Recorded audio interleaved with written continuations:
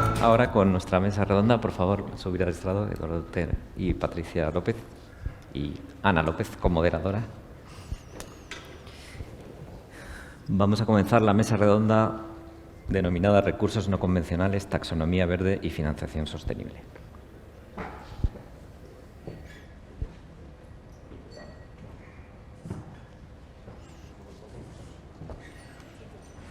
Sentaros por aquí.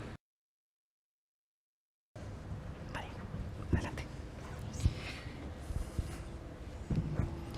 Bueno, el uso de los recursos no convencionales se hace necesario para la lucha contra la sequía y el cambio climático. La financiación de estas infraestructuras, sobre todo en modelos concesionales, es fundamental y a menudo compleja y depende de las condiciones de cada país. Los organismos multilaterales tienen un papel fundamental a la hora de facilitar la financiación de estos proyectos en colaboración con el sector privado, siendo asimismo necesaria la adecuación del marco legislativo a cada país. Ana. Bueno, pues adicionalmente sabemos todos que existe un interés creciente en las finanzas sostenibles desde la responsabilidad social corporativa. Y el interés creciente de empresas y gobiernos por el Environmental, Social y Governance está también potenciando conceptos como la financiación sostenible o instrumentos como la taxonomía verde europea. Estos pueden potenciar o retrasar la implementación de este tipo de proyectos dependiendo de cómo se apliquen o quién tome las decisiones en los criterios técnicos. Pues en esta mesa redonda se van a debatir precisamente estos conceptos, así como la relación entre la financiación y la sostenibilidad. Y para debatir sobre este interesante tema, pues tenemos hoy a dos ponentes de lujo con amplísima experiencia que nos ilustrarán sobre los puntos de vista legal y económico. Por un lado tenemos a Patricia López, especialista en la práctica global de agua del Banco Mundial, y Eduardo Orteu, licenciado en Derecho por la Universidad Complutense de Madrid y funcionario en excedencia del Cuerpo Superior de Administradores Civiles del Estado. Bienvenidos y muchas gracias por vuestra participación. Bueno, vamos a dar en primer lugar la palabra a Patricia López del Banco Mundial para que nos ilustre sobre financiación sostenible y su relación con los recursos no convencionales. Patricia López es especialista senior en la práctica global del agua del Banco Mundial, con más de 20 años de experiencia en operaciones de financiamiento de proyectos de infraestructura en agua. Antes del Banco Mundial trabajó en varias firmas consultoras y bancos de inversión de operaciones de financiamiento corporativo y de proyectos en diferentes sectores, con un enfoque en participar en el sector privado, servicios públicos e infraestructura. Dentro del Banco Mundial ha trabajado como especialista sectorial desde Washington DC y en distintas oficinas del país. Bueno, pues cuando quieras puedes ilustrarnos con tus palabras. Gracias, Domingo, y muchas gracias a EDIR por invitar al Banco Mundial a estar aquí en esta mesa redonda. Es un placer estar aquí con todos vosotros. Y, yo quería hablar de tres puntos principalmente. Por un lado, el interés creciente en el mundo por los recursos no convencionales, más allá de los países del norte de África y Oriente Medio, donde ya lleva un tiempo recurriéndose a los recursos no convencionales. Por otro lado, un tema que has comentado tú y que es de especial importancia para el banco, que es el ajuste de los marcos de política, de los marcos regulatorios e institucionales a nivel de los distintos países. Y luego, en un tercer punto, comentar un poco el rol del Banco Mundial y de otras multilaterales en todo este tema, ¿no? Entonces, sobre el primer punto, y me disculpáis, no estoy mirando mi teléfono ni hablando por WhatsApp, es que tengo aquí las notas que he preparado para hoy. Qué duda cabe que la escasez de agua es uno de los mayores desafíos que enfrenta el mundo hoy en día, ¿no? Y para empeorar las cosas, el cambio climático está, y la incertidumbre climatológica está, que se demuestra principalmente a través del ciclo del agua, está agravando estos riesgos y poniéndolo en el tapete internacional como uno de los asuntos que más impacto puede tener en todo el desarrollo, tanto social como económico. No solamente esto, sino que la escasez de agua, que estudios del Banco Mundial prevén que el 40% de la población mundial va a estar en una zona con escasez hídrica para el 2050, Más allá de esto están las tensiones transfronterizas entre los países, precisamente para acceder al recurso de agua, y esto está haciendo que desde el Banco Mundial y en el ámbito internacional se esté considerando que el agua cumple con lo que llamamos características de un bien global, es decir, el agua es local, pero es un recurso global y por lo tanto se necesita que haya instrumentos de colaboración internacional alrededor del agua y colaboración entre países transfronterizos, ¿no?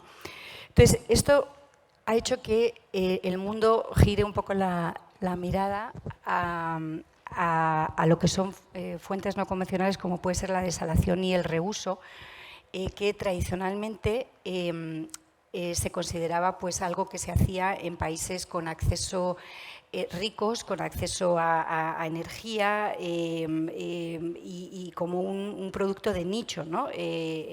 O apropiado para países con gran problema de escasez hídrica como podía ser Israel, ¿no?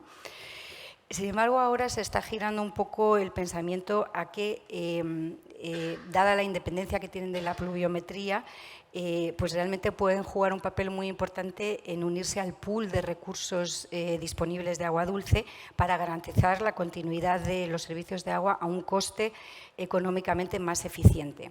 Entonces, ya hay más países del mundo que están invirtiendo cada vez más en desalación, no sé si es desalinización en español o desalación, las dos supongo que valen, y de reuso como una estrategia de adaptación al cambio climático y para asegurar la continuidad del servicio en casos de escasez, ¿no? Esto es muy conocido, la capacidad instalada ha aumentado en los 10 últimos años un 20%, se espera que el crecimiento siga acelerándose y que, como he dicho, pues que se extienda a otros países que no habían pensado en recursos no convencionales como una manera de garantizar la seguridad hídrica. Un punto importante también en cuanto a lo que se espera crezca la demanda es todo este tema de la producción de hidrógeno verde, que puede que se convierta en uno de los principales usos. O sea, ahora mismo el principal uso del agua o bien desalada o reutilizada es el uso municipal, industrial. Hay países que están a la cabeza, como España, en el uso para la agricultura, pero algo que puede cambiar mucho los principales usos pues es esta producción del hidrógeno verde, ¿no? Los distintos países que están apostando seriamente por recursos no convencionales tienen distintos modelos institucionales para hacerlo, lo que me lleva al segundo punto que yo quería hablar, que es de especial importancia para el banco, que es este tema de los marcos de política, regulatorios e institucionales.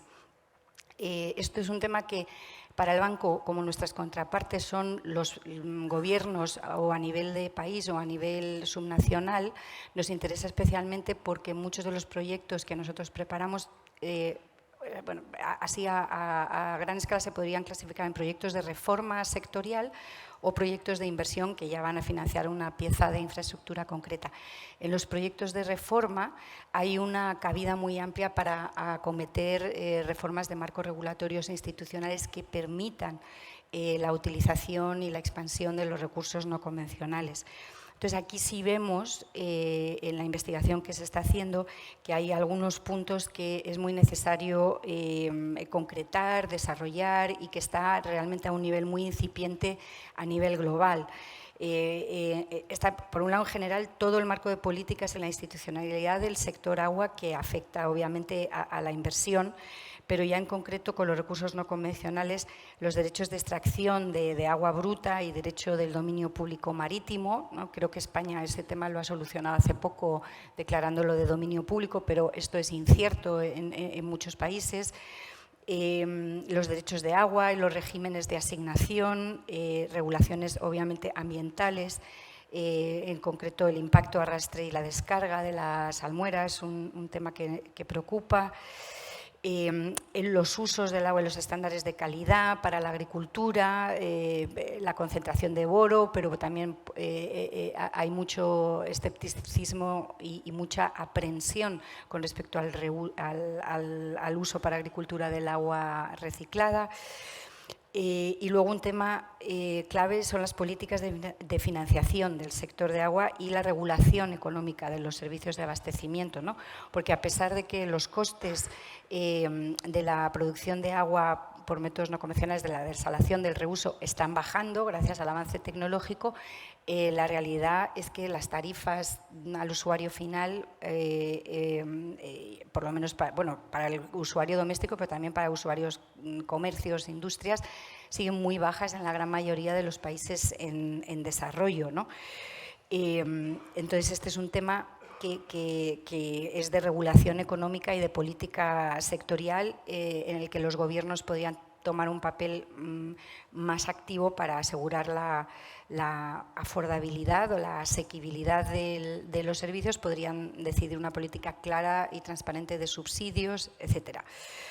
Y luego, por último, la estructura y la regulación del sector energético también es clave con respecto a la producción de recursos no convencionales, y en concreto con este tema de la producción de hidrógeno verde va a ser todavía más clave. Y bueno, el último punto que yo quería mencionar así para empezar es el rol del Banco Mundial y otras multilaterales. Bueno, por comentar un poco para aquellos que no estén tan familiarizados con el Banco Mundial, es uno de los financiadores del sector agua principales a nivel global, dando financiamiento concesional. Ahora mismo tenemos una cartera de 25.000 millones de dólares, activa en 146 proyectos en todo el mundo, con 32 proyectos en cartera por 6.000 millones de valor de financiación, ¿no? Entonces, con respecto a los recursos no convencionales, en el banco hay una apuesta por entender mejor tanto el sector de desalación como el sector de reuso. La presencia del Banco Mundial como financiador en desalación, por ejemplo, es muy limitada. No tenemos muy pocos clientes como gobiernos públicos que hayan venido a buscar financiamiento para financiar proyectos de desalación. Sin embargo, por esta trayectoria de crecimiento y por esta importancia en el marco de adaptación al cambio climático y también de mitigación, ahora después podemos hablar de eso un poquito, en el caso de reuso, principalmente es un tema que se quiere entender mejor. De hecho, este martes pasado el banco ha puesto en marcha una nueva, lo que llamamos Community of Practice, una comunidad de profesionales del sector de agua, que la ha puesto en marcha el vicepresidente de Desarrollo Sostenible del banco. O sea que hay una apuesta de los líderes del banco por este tema, para fomentar la colaboración interna y externa, la generación, depuración, diseminación de conocimiento. El banco es un banco de desarrollo, pero es un banco, o sea, que da financiamiento, pero también nos gusta pensar que facilitamos conocimiento a nuestros clientes, a nuestros países clientes. Entonces, toda la labor de desarrollo, de investigación, de análisis, de trabajos que puedan poner en evidencia tanto los beneficios como los desafíos del uso de recursos no convencionales, pues es de especial interés. En concreto, y ya para terminar, no me quiero alargar más, está ahora mismo un estudio en marcha sobre la gobernanza del sector de desalación y reuso, que busca analizar la experiencia en los 8 países donde más se ha apostado por recursos no convencionales, para hacer un análisis comparativo crítico de las políticas y de los marcos regulatorios e institucionales y un poco, bueno, las ventajas, inconvenientes, las lecciones aprendidas de cada uno de ellos. Los modelos de servicio para las comunidades remotas, y aquí hay una innovación tecnológica muy interesante que se puede mirar, ¿no? Todos estos modelos de contenedores con placas solares para abastecer a poblaciones rurales es realmente muy interesante, y se puede escalar muy bien el acceso al servicio por estas poblaciones.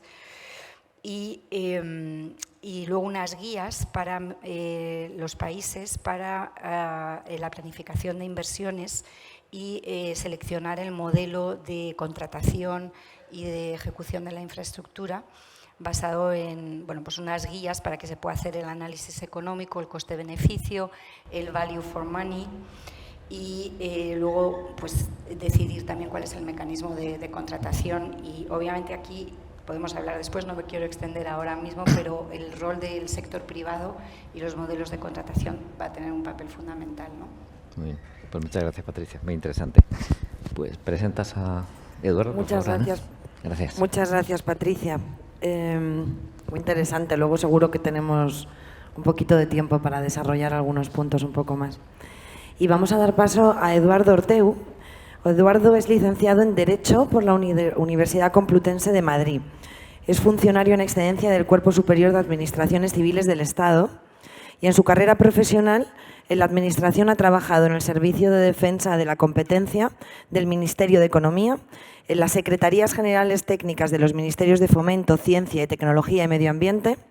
Fue consejero sostenible en la representación permanente de España ante las Naciones Unidas en Nueva York y jefe de la Unidad de Apoyo en la Dirección General del Agua en la Secretaría del Estado de Medio Ambiente. Ha sido responsable de cuestiones parlamentarias en el gabinete de la ministra para la transición ecológica.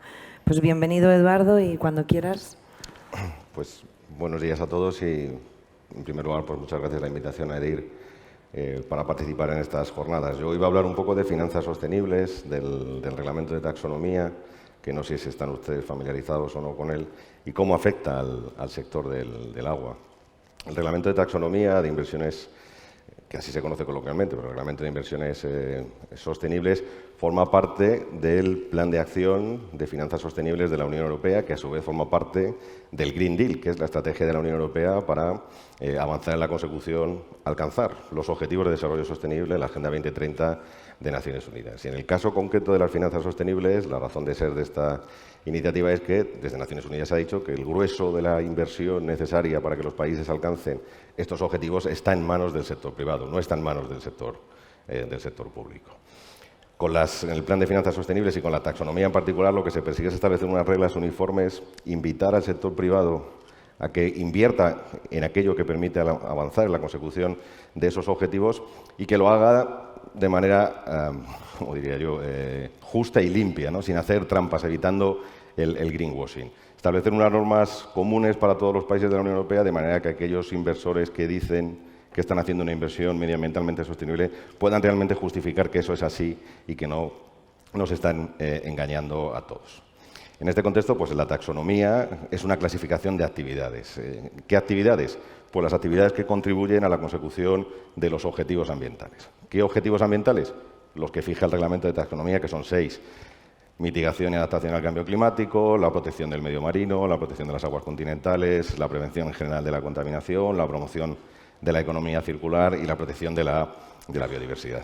El reglamento de taxonomía lo que viene a decir es que cuando una actividad contribuye a la consecución de estos objetivos es potencialmente una actividad medioambientalmente sostenible, pero por una serie de requisitos adicionales que hay que ir cumpliendo. En primer lugar, esa contribución tiene que ser significativa, que es un concepto jurídico indeterminado. Y la propia Comisión, en su reglamento, dice que adoptará un acto delegado para decir cuándo se entiende que esa contribución es significativa.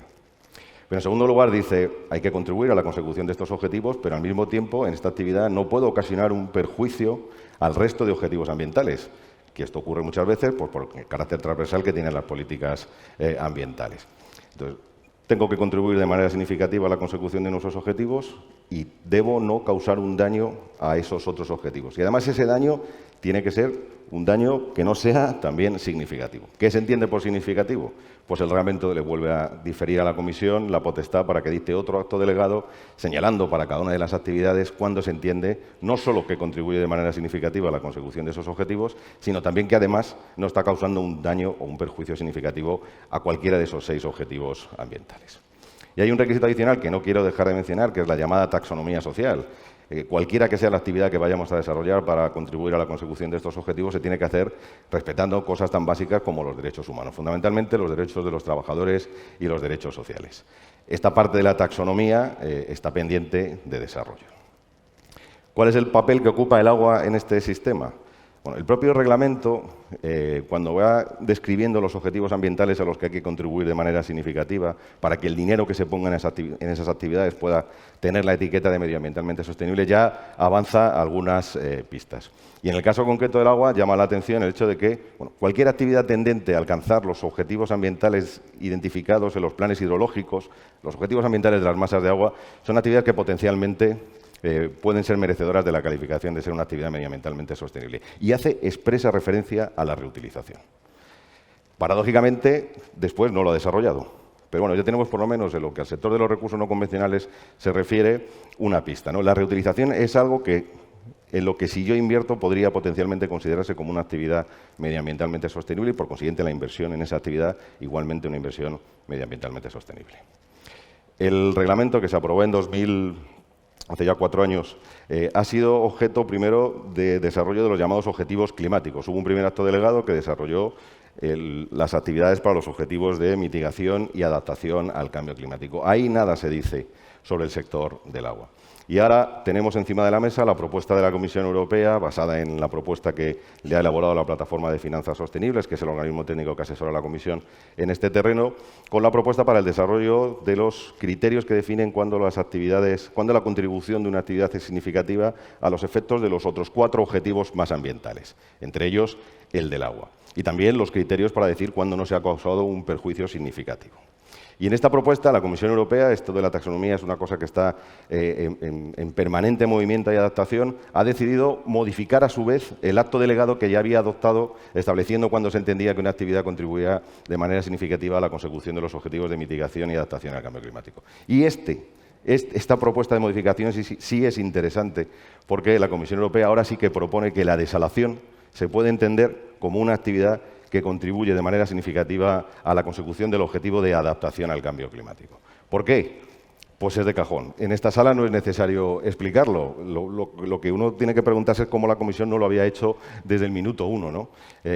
Todos los impactos del cambio climático pasan de una u otra manera por el agua. Los países del sur de Europa sabemos que es la escasez, no solo cuando hay sequía, sino que la vivimos y la padecemos con carácter estructural, y en esa primera propuesta de la Comisión no está, pero en esta segunda que ahora ponen encima de la mesa sí reconocen que efectivamente la desalación puede contribuir a hacer frente al riesgo asociado a la escasez de los recursos hídricos y puede, por consiguiente, reforzar o mejorar la resiliencia de los países para garantizar el suministro. Esta es la justificación que la Comisión pone encima de la mesa para entender que esta actividad puede contribuir de manera significativa a la consecución de este objetivo, del objetivo de adaptación al cambio climático. Porque también es paradójico, lo comentaré un poco más adelante, más en detalle, cuando define las actividades en el sector del agua que pueden contribuir a la consecución de los objetivos ambientales en materia de agua, que son los objetivos ambientales que establece la Directiva Marco del Agua, ahí no dice nada de la desalación. Y parece que se ha olvidado de la reutilización, a la que hace referencia el propio reglamento. En la propuesta de acto delegado por el que se modifica el acto delegado que establece cuándo las actividades medioambientales contribuyen de manera significativa a la consecución del objetivo de adaptación al cambio climático, se establecen también qué criterios hay que tener en cuenta para no causar un perjuicio significativo a otras actividades. Aquí es donde entramos en la letra pequeña y aquí es donde vienen los problemas y las dificultades. Todos estamos de acuerdo en el planteamiento de por qué la desalación contribuye a la consecución del objetivo de adaptación al cambio climático. En mi opinión, y en la del Ministerio, también podría haberse justificado que esta actividad, la desalación, contribuya a la consecución de otros objetivos ambientales diferentes. Pero bueno, por lo menos lo tenemos para el ámbito de la adaptación. En primer lugar, la Comisión Europea lo que propone es que estamos hablando de desalación para agua de boca. Así que dejamos fuera el regadío. Primer problema. Por lo menos en España. Yo digo que habrá sitios donde solo utilicen la desalación para beber, pero en España se utiliza para regar también. Aquí ya tenemos un problema. O es que los regantes no tienen derecho también a adaptarse al cambio climático. Y luego, cuando analizamos los requisitos, pues nos dice La intensidad energética empleada en la producción en el proceso de desalación no puede superar los 4 kilovatios por metro cúbico y la cantidad de emisiones de CO2 equivalente no puede superar la cifra de 270. Yo hablo aquí con los tecnólogos, muchos aquí presentes, parece que en España esto se puede cumplir y que se puede producir así, sobre todo si las plantas se alimentan con energías renovables. Nos dicen también que además hay que justificar la necesidad de la desalación y que esa justificación tiene que venir plasmada en los planes hidrológicos. Hay que haber hecho un estudio, hay que haber agotado todas las medidas de gestión de la demanda. Parece que tienes que demostrar que no había otra alternativa. En España eso también se cumple, porque las demandas que se atienden con la desalación están contempladas en los planes hidrológicos. Y los planes de sequía nos establecen un sistema de indicadores de cuándo llegamos a determinado tipo de situaciones es necesario emplear este tipo de recursos. Nos dice también y nos pide la Comisión que hay que controlar los impactos ambientales de los proyectos. Y nos pide dos cosas. Una evaluación ambiental estratégica del propio plan, para que se vea en su conjunto la necesidad de la oportunidad de la desalación, y luego un estudio de impacto ambiental de cada proyecto. De qué va a hacer usted con la salmuera, qué va a hacer usted con el rechazo. Se trata de evitar impactos sobre el medio marino, sobre el medio receptor. Yo creo que eso también en España se cumple, porque todos los proyectos de desalación, como cualquier otro proyecto, está sometido a evaluación de impacto ambiental. Esta es la propuesta que tenemos encima de la Comisión. ¿Problema que se plantea? Esto se puede cumplir en España. ¿Cuántas desaladoras se están haciendo en España? Creo que ninguna ahora mismo, o una o dos. Pero fuera de España sí. Y a ver tú cómo le dices a un inversor que demuestre que en Marruecos o en Chile se cumple todo ese listado de cosas que aquí cumplimos. ¿No? En particular se ha puesto de relieve por el sector, aunque no quiero entender que no se ha llegado o no se ha terminado de trasladar a la Comisión Europea que incluso alimentar las plantas con energías renovables aquí se puede hacer y se puede acreditar, en otros países fuera no es posible. Y esto ya puede ser una barrera fundamental para que tú puedas calificar esa actividad como medioambientalmente sostenible.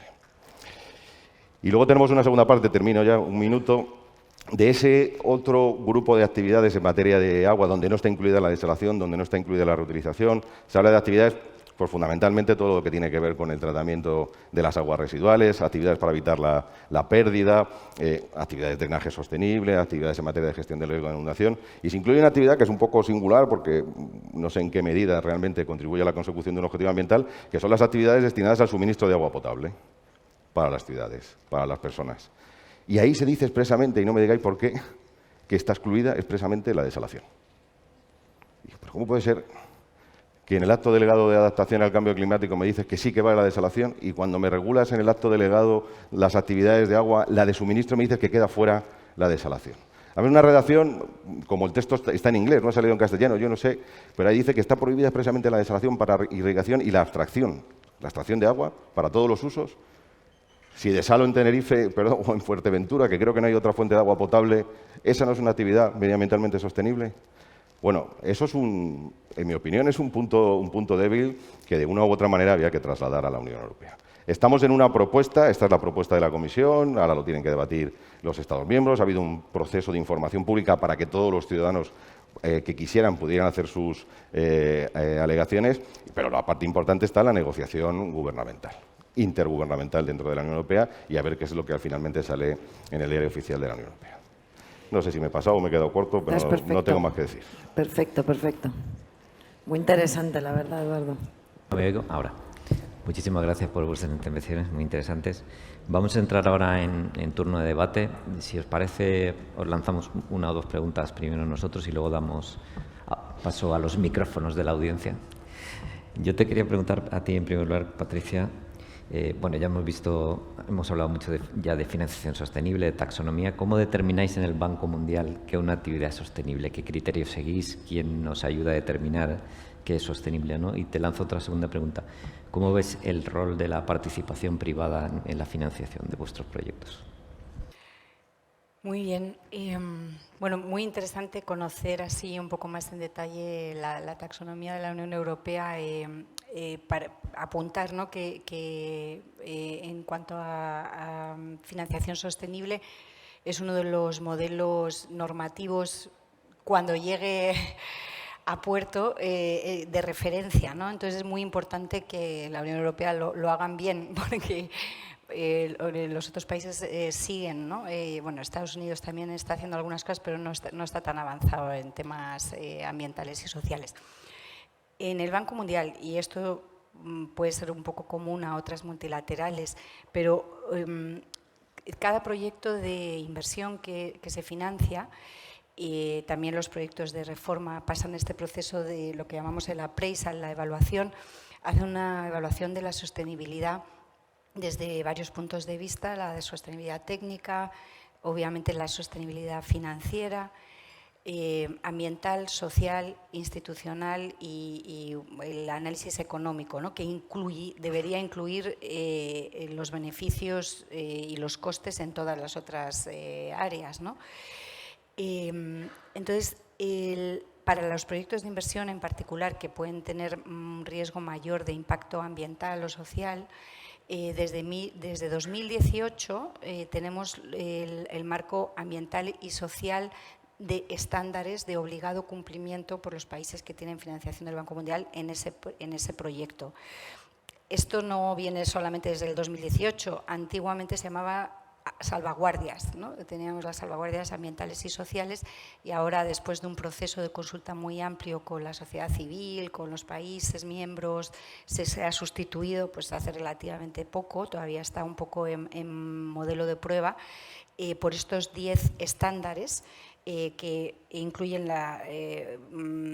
temas que han supuesto un avance con respecto a las salvaguardas que teníamos antes en áreas de trabajo, condiciones laborales, no discriminación, mitigación y adaptación al cambio climático han sido incluidos, biodiversidad, salud y seguridad de la población de la comunidad.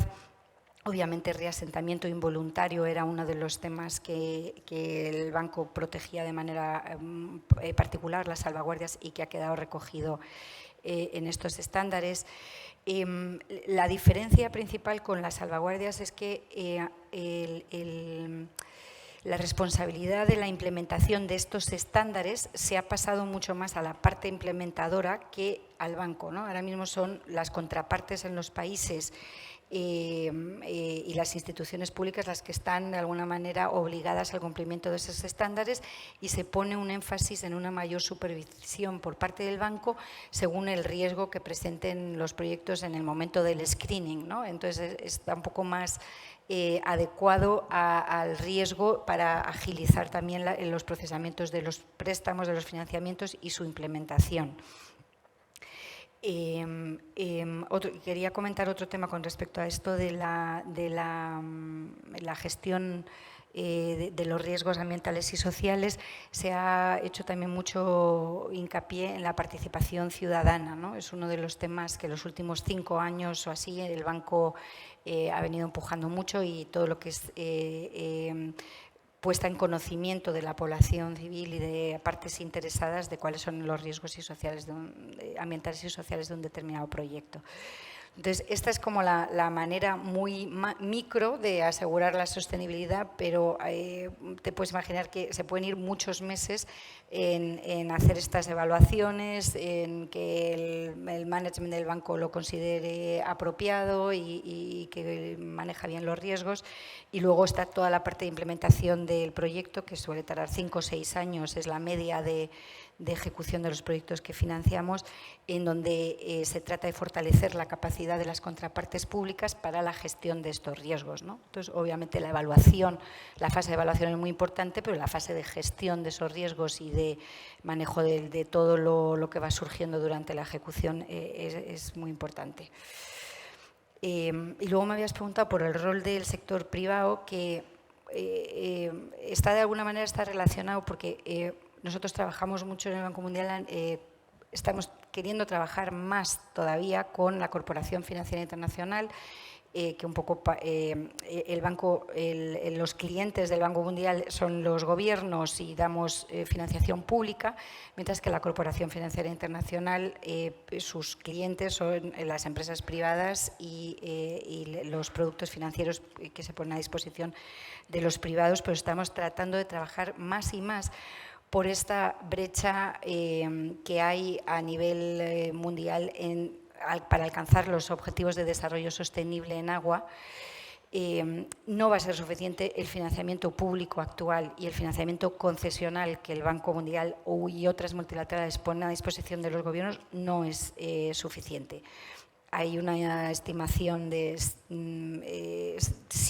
casi 7 millones de millones de aquí al 2030 para poder alcanzar esos objetivos de desarrollo sostenible, 6,7 millones de millones.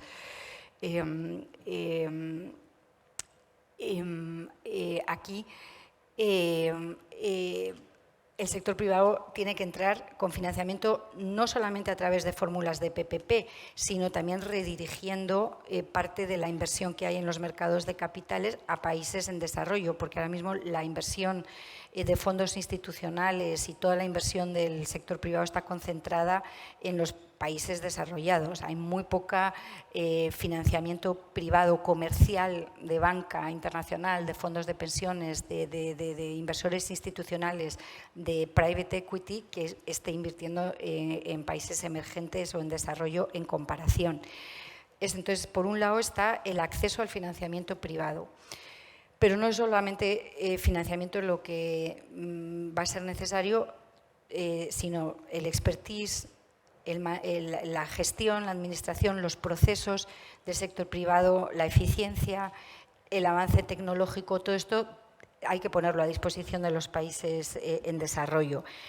¿Y esto cómo se va a hacer? Pues una manera que nosotros vemos que es especialmente aplicable a la desalación y el reuso pues son las participaciones público-privadas, que también tienen que evolucionar para hacer frente a los desafíos.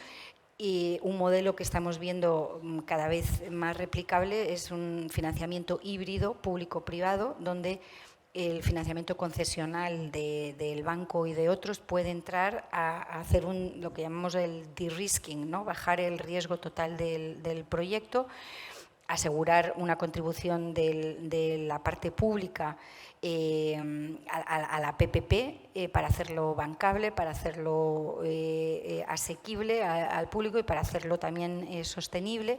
Y bueno, y hay toda una serie de innovación de productos financieros en temas de garantías, en temas de garantías de pago, en temas de securitización de ingresos, ¿no? O sea, los ingresos de agua de las empresas de agua públicas pueden que sea pocos porque la tarifa es baja, o bajos para lo que tendría que ser con el valor del agua, pero son muy seguros y son muy sostenibles en el tiempo. Entonces, eso es un cash flow que se puede securitizar y que se puede facilitar como colateral a una PPP o a donde pueda entrar un privado en unas circunstancias en las que de otra manera pues no entraría. La cobertura del riesgo político también, ¿no? Lo que es todos los productos de insurance, ¿no? Que hay en el caso del Banco Mundial pues tenemos a MIGA, que sus productos están principalmente abocados a dar insurance contra riesgo país, ¿no? Entonces, pues el sector privado tiene un rol enorme, ¿no? en garantizar que el mundo llegue a los objetivos de desarrollo del 2030 y, bueno, desde donde yo estoy sentada es muy importante que se creen puentes de comunicación y de colaboración como esta mesa. Muchas gracias. ¿Ana? Gracias, Patricia. Eduardo, nos has estado hablando del reglamento de taxonomía europea y cómo se ha aplicado de alguna manera de forma negativa, ¿no?, a los recursos no convencionales, perjudicando así su posterior aplicación. Entonces, la pregunta sería, ¿por qué crees que esto ocurre? O sea, y eso sería una primera pregunta un poco desde tu punto de vista, ¿no? Quizá un poco más de tu apreciación y con tu experiencia, ¿por qué crees que esto puede ocurrir? Y la segunda sería, ¿qué podemos hacer para colaborar, para intentar ayudar, para potenciar estos recursos que se han aprobado dentro de la taxonomía verde, desde asociaciones como AEDIR, ALADIR o la IDA? Bueno, ocurre porque en Europa, en la Unión Europea, no tienen la sensibilidad en relación con el tema de la escasez del agua que tenemos en España. Las políticas del agua europeas son políticas medioambientales, destinadas a garantizar la consecución, la preservación del agua como recurso natural, ¿no? Nunca han tenido, y en parte no lo han tenido, aunque, bueno, están las cosas cambiando porque el tema de la escasez, de la dificultad de la garantía en el suministro, empieza a ser algo que no solo afecta al sur de Europa. Pero la tónica y la regla general ha sido que el tema de la escasez y la escasez del agua no ha estado presente en el dossier de la Unión Europea. No es un tema sensible para la Comisión Europea. Y para los países que sí lo son, como España, como Portugal, pues nunca, Italia, Malta, Chipre, los del sur, nunca hemos sido capaces, ¿no?, de trasladar esa preocupación y de hacer que esa preocupación quede reflejada, ¿no? Solo hace 2 años que se aprobó el reglamento de reutilización, ¿no? Si esto lo hubiera hecho España, lo hubiera hecho de otra manera, ¿no? Si la propuesta de la taxonomía la hubiera planteado España, por lo menos en lo que al agua se refiere, cabría esperar que se hubiera puesto de otra manera. La Comisión Europea siempre está pensando en la gestión de la demanda, nunca en la gestión de la oferta, ¿no? Solo desalación, solo si me demuestras que has agotado todas las posibilidades, pues no riegues tanto, ¿no? Digo, ya, pero es que aquí nos dedicamos a regar, ¿no? O sea, como decía el presidente del Segura, pues 1 de cada 2 lechugas que se consumen en la Unión Europea salen en Murcia, y pues muchas se producirán con agua desalada y con agua reutilizada. Esta sensibilidad, pues la tienes que mover como país, como gobierno. España no lo ha conseguido, pues hasta la fecha no. En el marco concreto de las finanzas sostenibles, pues es un poco más difícil, porque las propuestas vienen de los ministerios de Medio Ambiente. Estamos hablando de objetivos ambientales, pero la negociación se lleva en los departamentos de finanzas, con lo cual pues ya son universos diferentes. Si los de Medio Ambiente de la Unión Europea no tienen especial sensibilidad sobre el problema de la escasez, pues imagínate los que están negociando el tema de las finanzas sostenibles, que tampoco son españoles. Se puede, es un proceso intergubernamental en España, y desde luego esta situación, esta coyuntura con esta sequía, que no solo está afectando a España, sino a otros países, pues está moviendo las cosas, y la prueba es que ahora tenemos esta propuesta de desalación. Pero se queda corta en mi opinión, y como decía anteriormente, dejamos fuera el regadío, que en España es clave, ¿no? El conjunto de la desalación, Domingo, tú lo conoces, dentro del global de los recursos hídricos que consumimos, no es mucho, pero en determinadas demarcaciones es crítico. Ya no se habla de recursos no convencionales en el Segura o en el Júcar, sino los de toda la vida, porque ya forman parte de ese pool, ¿no? Eso hay que empujarlo en Bruselas, y es una cuestión estrictamente política. Y hay que empujarlo también desde las asociaciones, ¿se puede hacer algo? Efectivamente, bueno, claro, el rol de las asociaciones, pues hay que achuchar al Ministerio, ¿no? Hay que apretar al Gobierno. Eso sí que yo, desde dentro, antes había una mayor interlocución, por lo menos en el sector de los recursos no convencionales, y un acceso más organizado del sector empresarial hacia el Ministerio. Esto yo creo que se ha perdido en los últimos años. No hay nadie que esté con el palo un poco como a modo de acicate para que el Gobierno actúe. Eso es responsabilidad desde las asociaciones. Se puede y se debería hacer, desde luego. Sí, y no solo con el Ministerio, perdón, como Adelante. habéis dicho que es un debate, Por supuesto. Sí, claro, esa ¿no? es la idea, Claro. esa es la idea. No solamente con el Ministerio, sino este lobby, de alguna manera, por llamarlo así, con Europa también, ¿no? Las empresas, claro, las totalmente. asociaciones, se ha conseguido mucho, realmente con la comunicación de los intereses, y se ha conseguido mucho en Europa con toda la normativa europea, ¿no? En mi opinión no somos buenos, o sea, no se nos da bien, no lo hacemos bien. Esta tarea de lobbying, el sector empresarial español muy centrado siempre en Madrid y no en Bruselas, y la administración española con una capacidad de influencia muy relativa, ¿no?, dentro de Bruselas, ¿no? No sé qué me comentaba antes por ahí, ¿no? O sea, cuando se publica el acto delegado de cambio climáticos, se modifica inmediatamente después, no pasa un año para meter la nuclear, ¿no? Claro.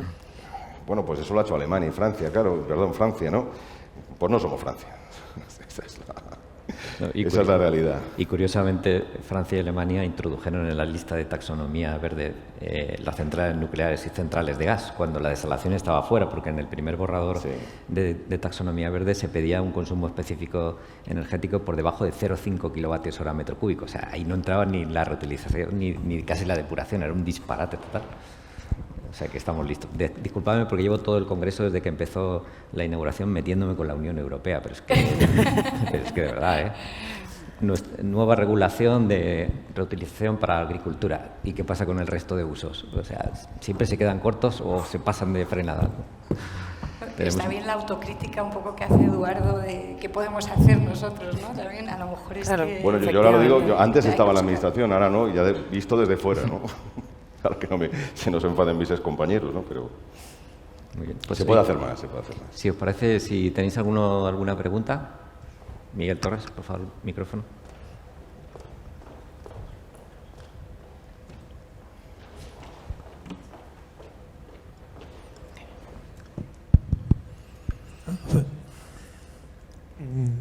Prácticamente os tengo que felicitar, aunque no sea nada más que por el contenido de esta mesa redonda. De verdad que para mí el Congreso está justificado solo con esta mesa redonda. Y voy a decir por qué. Yo creo que lo primero que tenéis que aclararnos es el criterio de convencional o no convencional.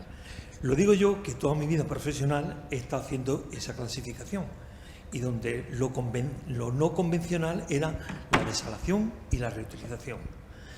Entonces, no sé con qué criterio dividíamos en esa clasificación, si es por el consumo energético, si es por...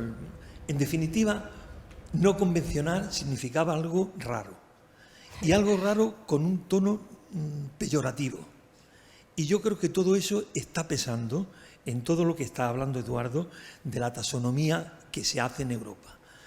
¿Por qué es natural el coger agua de un río que viene muy contaminado y preparar una planta de potables y sin embargo, si está al lado del mar y tienes el mar al lado, el coger el agua del mar para desalarla, eso es no convencional, y sin embargo lo del río sí es convencional?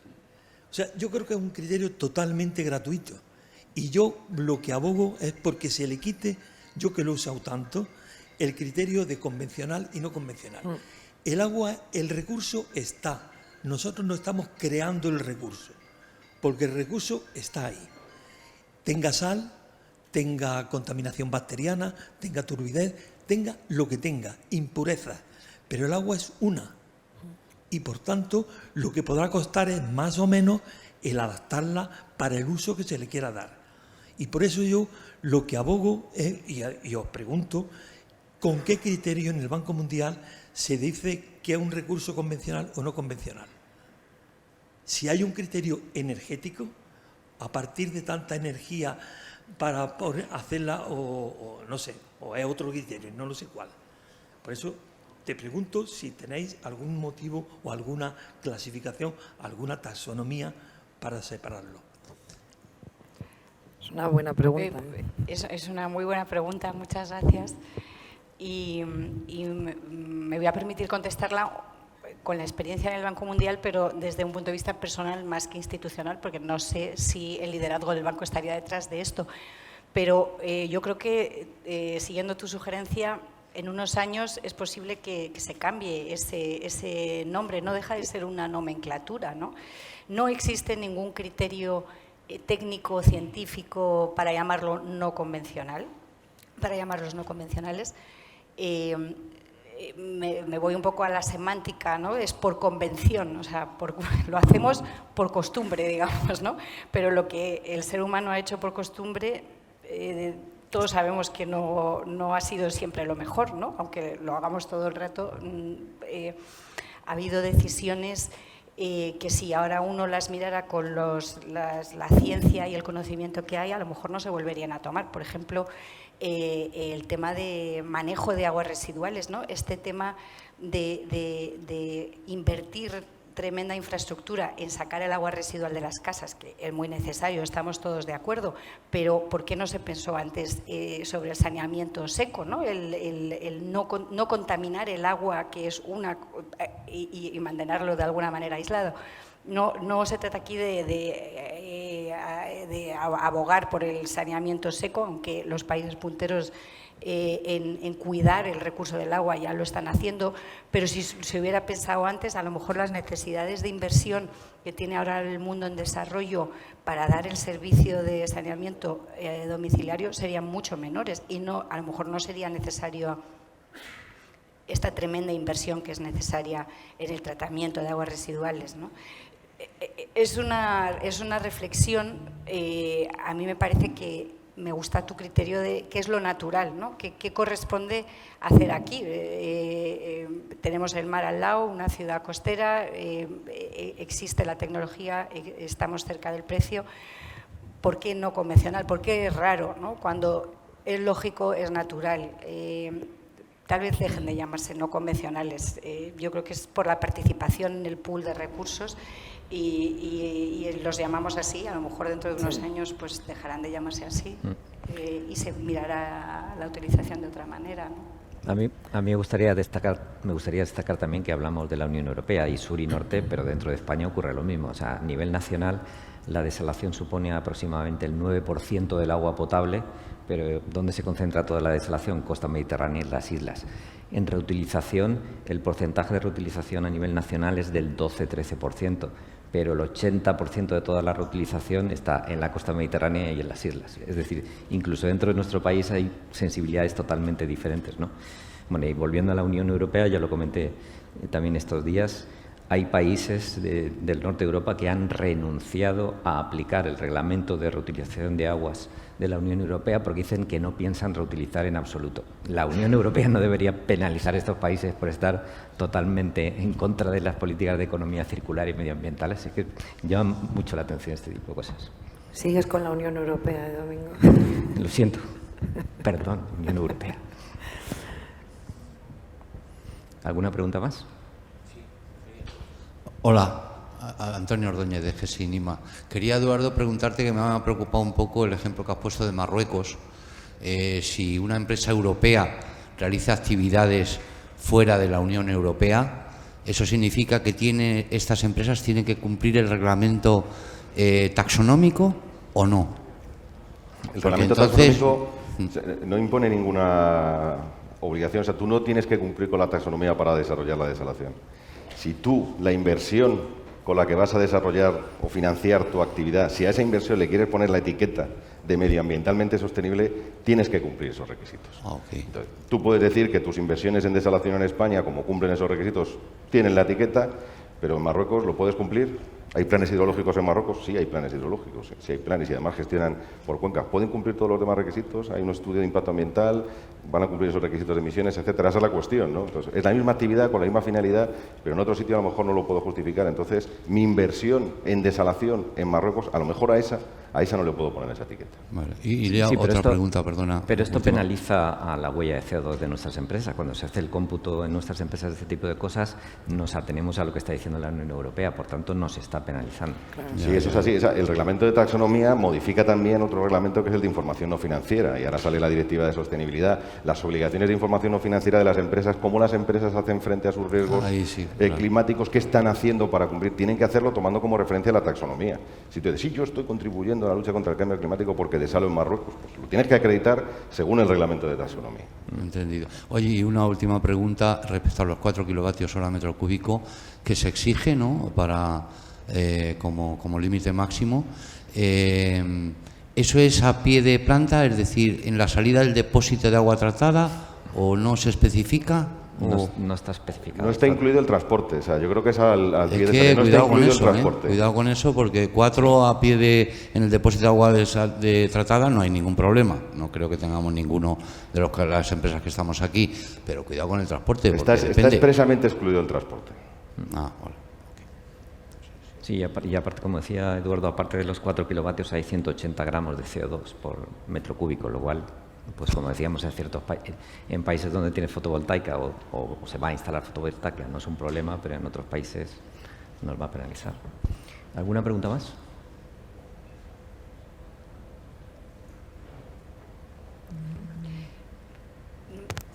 Quería comentar, en Adelante. Egipto me parece que están ahora las nuevas plantas que quieren producir, están proponiendo que sean con energías renovables, ¿no?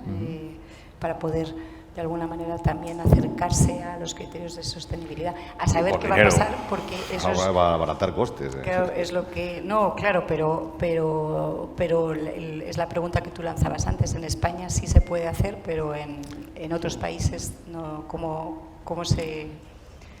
¿Cómo se demuestra, ¿no?, y cómo se evalúa la capacidad para poderlo llevar a cabo? Pero bueno.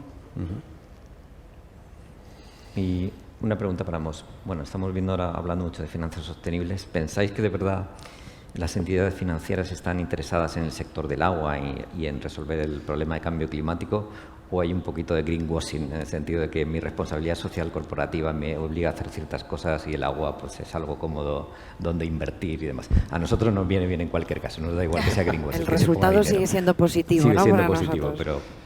Bueno, yo decía antes, ya, no es que haya un interés, o sea, ahora las empresas tienen en Europa, con la directiva de diligencia de vida, con la nueva directiva de sostenibilidad, las directivas de reporting de información no financiera, tienen que decir qué están haciendo para hacer frente a estos riesgos, ¿no? Y todo este marco normativo no solo es obligar a que las empresas informen para que los ciudadanos, los inversores sepan qué están haciendo, sino que se haga de una manera armonizada en el conjunto de la Unión Europea con unas reglas claras precisamente para evitar el greenwashing, que es uno de los problemas. No vale mentir, ¿no? ¿Cómo demuestro que no miento? Pues con iniciativas como la taxonomía, ¿no? ¿Que son difíciles de cumplir? Sí. ¿Que generan mucha carga burocrática? También. Pero bueno, aquí entramos, cuando tú intentas evitar prácticas fraudulentas como el greenwashing, pues la contrapartida es el control, o el sobrecontrol y la sobreburocracia, ¿no? Bueno, ¿tenéis alguna pregunta más? Bueno, para ajustarnos un poco al tiempo, como nos quedan 3 minutos para seguir estrictamente el tiempo, yo os invitaría a que hicierais unas últimas reflexiones sobre el contenido de la mesa y que concluyerais un poco con alguna reflexión final para ir cerrando, si te parece. Vale, Domingo, pues yo me voy a coger tu última pregunta porque, o sea, yo creo que hay un poco de tendencia, pero porque el mundo realmente lo necesita, ¿no? Ahí yo creo que hay una toma de conciencia mayor sobre los problemas, lo que llaman los planetary boundaries, ¿no? Los límites planetarios, y el agua es uno de ellos que no ha estado suficientemente reconocido, pienso yo, ni por el sector público ni tampoco el privado. Obviamente todos los que estamos aquí sí, pero hay una diferencia entre el valor que tiene a nivel de mantener la vida como la conocemos, no ya hablemos del desarrollo económico y todo eso, sino la vida, que es lo que le da el valor, ¿no? Yo tenía un profesor de microeconomía que decía: solo el necio confunde el valor y el precio. No sé si es una cita suya o de alguien más, la verdad, pero yo creo que en los años que vienen pues hay que tratar de acercar un poco el valor y con el precio, ¿no? Y ese precio no es que necesariamente tengan que pagarlo los que no lo pueden pagar, pero el sector público tiene también la responsabilidad de poner el recurso natural, convencional y no convencional, y tenemos todos la necesidad de seguir teniendo el recurso y teniendo los servicios que facilita. Muchas gracias. Gracias. Bueno, me reitero lo que sí, es lo que antes decía, ¿no? El tema de la taxonomía, estamos en un proceso de negociación, de la modificación de una norma. Se puede incidir todavía en ese proceso intergubernamental y hay margen para la mejora, ¿no? Que la desalación no sea solo para el suministro de agua de boca, sino que se incluya también el regadío, que la desalación se defina como una actividad que también contribuye a la consecución de los objetivos ambientales en materia de agua, porque en España, por lo menos, y en el marco de la planificación hidrológica, desalación y reutilización se emplean a menudo como sustituto de recursos superficiales y subterráneos, que es una medida que prevén los propios planes hidrológicos para contribuir a la consecución de esos objetivos ambientales. Quitar esa prohibición de que no se puede utilizar la desalación para el suministro de agua que contempla la actividad, y bueno, meter también la reutilización que se ha quedado fuera, ¿no? Eso se puede hacer todavía, ¿no? Eso es mi conclusión. Os animo como sector a que hagáis esa tarea de lobby en el sentido positivo, ¿no? Para que desde el Gobierno de España se defiendan los intereses. El primer interesado debería ser el propio Gobierno. Muchas gracias. Ana, ¿quieres Totalmente. concluir? No, muchísimas gracias a los dos. La verdad es que yo creo que esto da como para un par de horas más todavía, pero muchas gracias a los dos. Muy interesante vuestra exposición, el debate. Creo que al menos hemos dejado ahí unas cuantas semillitas para pensar un poco y reflexionar cada uno. Desde la parte de AEDIR yo creo que tomamos nota con poner un poco más de pressing, ¿no? En Bruselas. A Bruselas. Y muchas gracias a todos por venir. Era la última ya sesión de estos días. Y nada, muchas gracias. Y gracias pues, especial a vosotros, Eduardo y Patricia.